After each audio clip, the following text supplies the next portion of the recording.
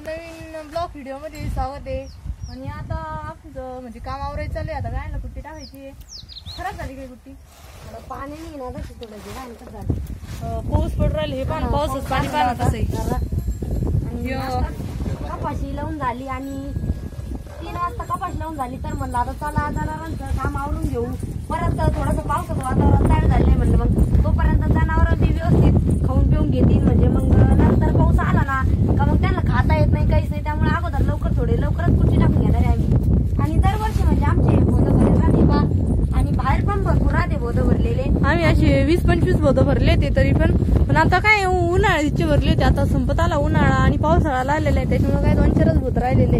शंभू इकडे जा तिकडे नको जाऊ वायराकडे। जनावरांना हे म्हणजे 1-1-1.5 मिनिट टाकलं ना आता जनावरांचं म्हणजे एकदम मस्त असं पोट भरून जातं आणि थोडंच मग बाकी हिरवा चारा टाकला का मग त्यांचं टेन्शन नाही राहत दिवसभर।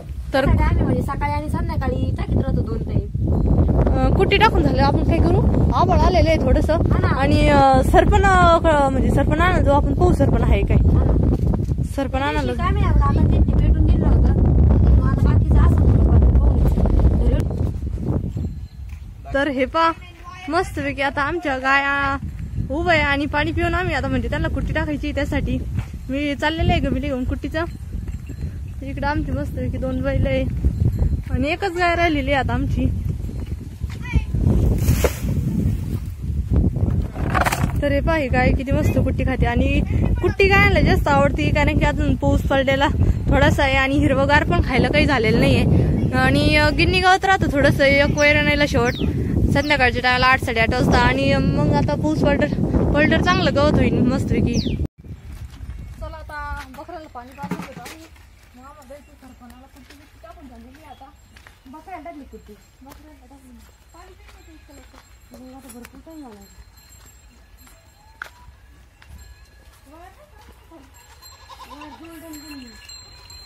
पाण्यासाठी सकाळी पाणी पाजलं होतं त्यांना पाणी पाजलं होतं पण इथं पाणी होतं त्यांना पण आम्ही असं बंदिस्त गोठा केलाय बकऱ्यांसाठी।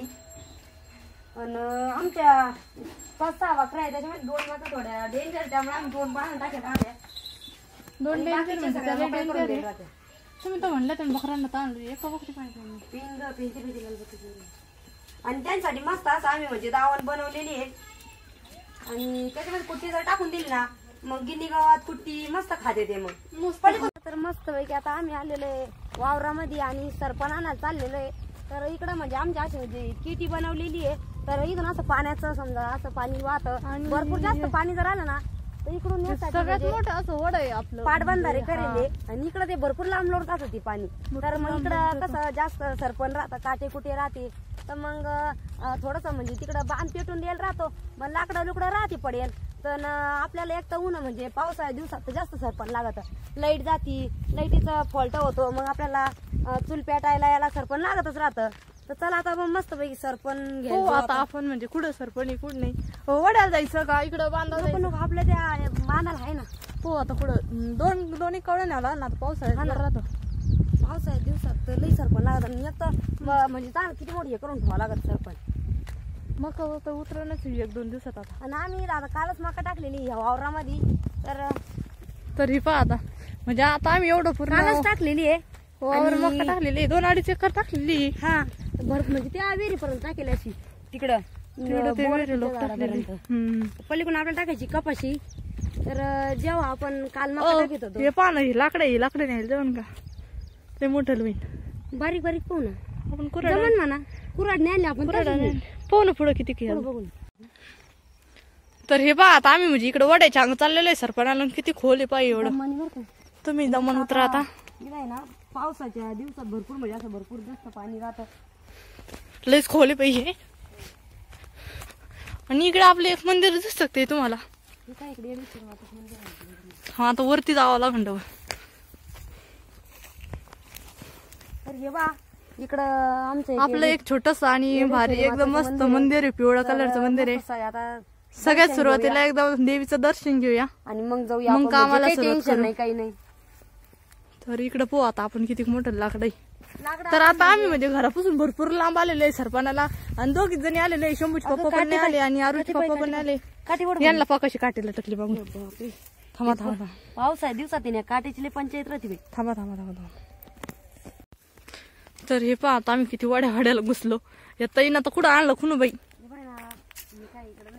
हे पहा ह्या वरती झाड आहे एकदम मस्त आणि शेवरीचे झाडं पण आहे. पण अजून काही पाऊस पडलेला नाही त्याच्यामुळे काही चांगला पाला पण नाही फुटलेला. पण त्या मानाने भरपूर हिरवेगार झालेले आहे. उन्हाळ्यात कसं राहतं एकदा म्हणजे उन्हाळ्या दिवसात एक टारली भरून सरपण नेलेले आधी इथलं लाकडं मोठले. पण म्हणलं आता नाही असं बारीक बारीक थोडस आहे ना चूल पेटायला घेऊन जावा. आपण काय करू 2-1 कवळ्या ना मस्त पैकी गोळा करू आणि मला चला आता आपण ना मस्त सरपण गोळा केलंय आणि एक कवळीभर सरपण आपण गोळा केलंय. अगोदर एक कवळी तिकडे नेऊन टाकलेली होती आपण आणि एवढा आता सरपण गोळा केलंय. तर हे बघा लय मोठं वड आहे आणि इथं म्हणजे शेवऱ्याचं हे राहतं आणि इकडे एक झाड आहे पहा तुम्ही. तर हे पहा हे भोकरीचं झाड आहे आणि एकदम मस्त राहतं.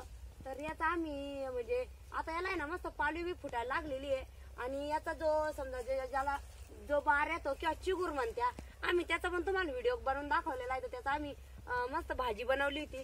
आता यायलाच लागलेला आम्ही तो पण पाहायला आलतो.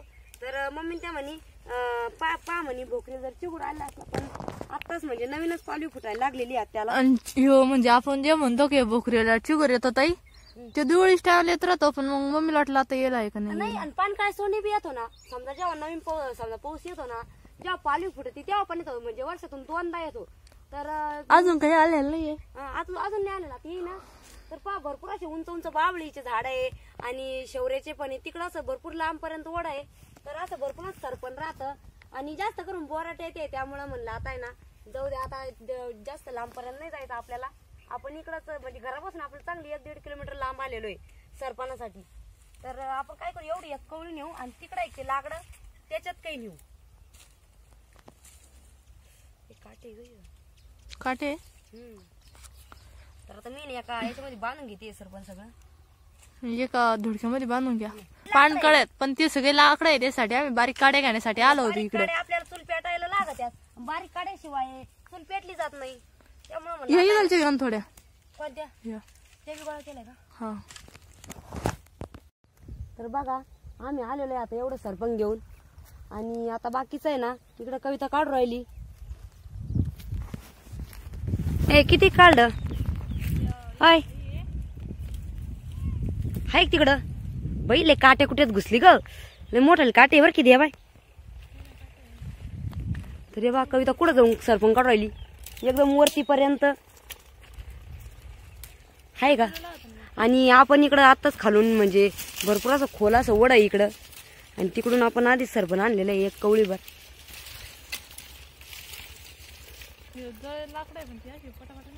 निघत नाही ती थोडीशी ओले झाले ना का आता बस झाली केवढे हा ना. तर चल बस झाला आपण एवढं सरपण घेऊ आता जो आता घरी भरपूर टाइम झाला आता 6 वाजलेले.